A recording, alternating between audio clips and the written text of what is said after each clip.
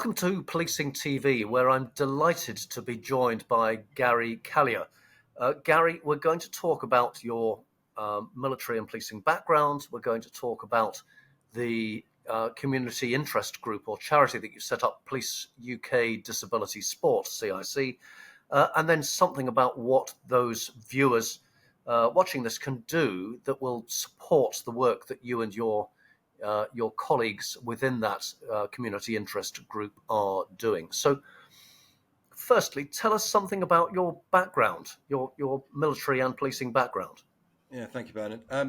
So I was in the Royal Engineers, British Army, and I was medically discharged in 2015 with a degenerative spinal condition, cam deformities in both hips, anxiety, depression, PTSD.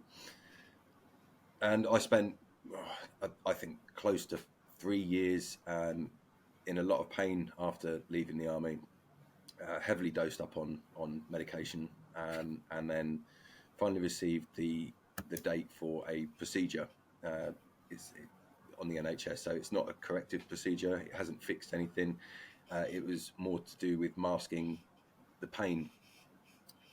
So to put things into context, I was wheeled into that procedure on the 13th of August 2018, and I walked out that day completely upright. Within a couple of weeks, I was back on the track running again.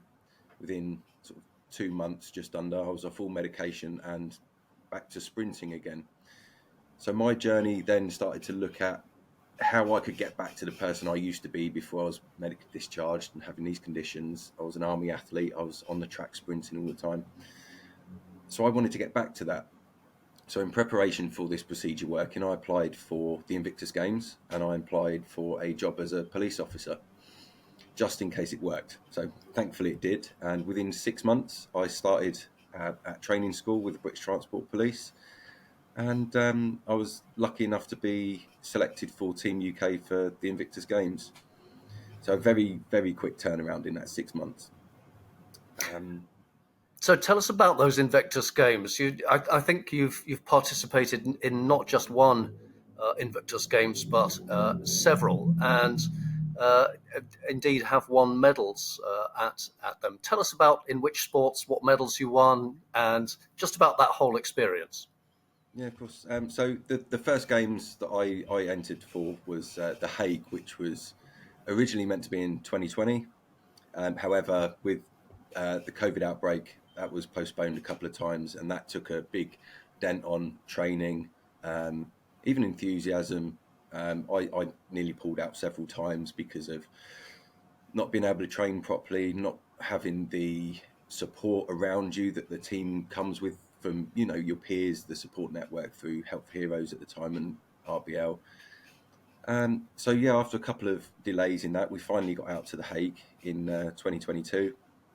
And for me, I was still trying to get back to who I used to be. I was still trying to find that person, but I was 10 years older. I was trying to do events that I was doing 10 years and pre-injury. So I was 100 meters, 200 meters, 400 meters. I was going to do the 1500 as well, the long jump. And I very quickly sort of realized that going from a training camp every few weeks and doing a few hours training was okay. A few aches and pains afterwards, but actually going out to the games and competing in multiple events with heats and then finals, that really took its toll. So my condition started to deteriorate again. I pulled out of one of the finals that I'd made it into because I wanted to save myself for one of the other races, the 400 meters, and that was really my distance when I was in the army. So I wanted to give that one everything, and I was still looking pretty strong in that final, coming out of the final bend, looking like I was going to finish with a medal. However, both legs sort of gave way, and I ended up sort of walking over the finish line. So I was upset. I was angry with myself for putting my body through that. But actually, within about 24 hours after I'd finished all my competitions at The Hague, that was my sort of what you say, my light bulb moment. That was me, that realization that I was 10 years older. I have got these conditions, so I can't train, I can't compete in the same way that I used to. So that was my sort of realization that I needed to adapt how I train, what events I play, what sports I take part in. So it suggested to me that if I want to keep on the track, maybe take up wheelchair racing. I wasn't a wheelchair user at the time, so it didn't really appeal to me. And I had that mindset at the time that I'm not in a wheelchair, so why would I be playing wheelchair sports? But over the next few months and engaging with the Invictus team and the coaches, they got me into training into wheelchair sports.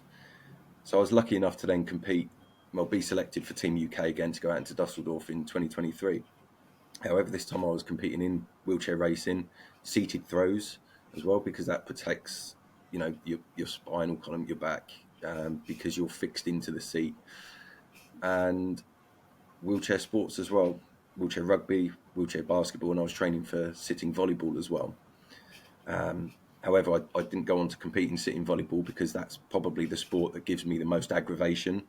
My condition has started to deteriorate to the point where I was initially using one stick to walk, then two sticks, and then I had a period in 2023 of about 3.5, 4 months where I was in and out of a wheelchair again. And that sort of went over the Dusseldorf period as well. So we flew out to Dusseldorf and I competed in the wheelchair racing, the seated throws, wheelchair basketball and wheelchair rugby. And came back with 7 medals.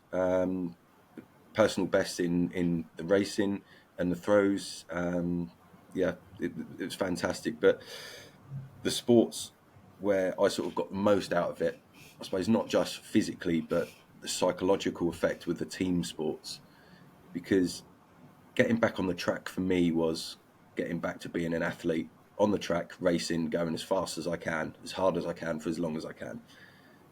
And that was great because that gave me some sort of closure on having to give up sprinting and mainstream athletics. But it was actually the team sports and being involved with other people and playing with other people and competing with other people that really gave that psychological boost to get over, or sort of, the barriers of having to give up sport, a mainstream sport. Continuing on that, I came back from Dusseldorf and wanted to carry on playing these sports. But having competed in 2 Invictus games, that's that process over, really competing. You've got 2 game limit on that. So I started looking at what I could go on to do. So, looking at the police community, I was already in touch with Police Sport UK to see about competing in before COVID. So I went back to Police Sport UK and started looking at the sports they do. And there are no adaptive elements, no adaptive sports, no disability sport in the police at all. So that led me on to thinking, why not? And what can be done about that? And there's the birth child of Police UK disability sport.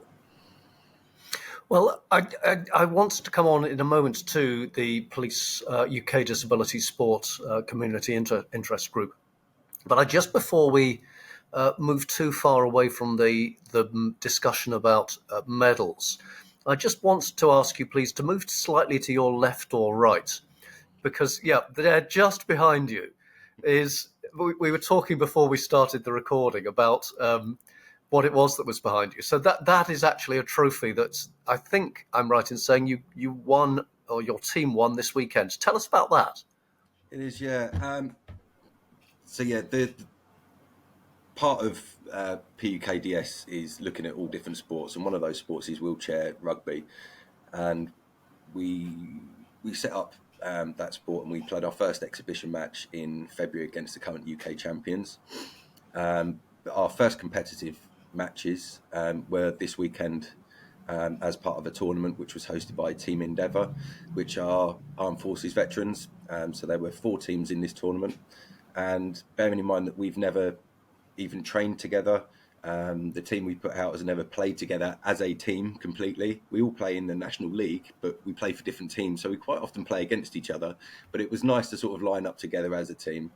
And we're all obviously 100% from the police community, whether that's military police or civilian police. Some of us don't have our own chairs, so we had to beg and borrow from the teams on the day, and they were very accommodating.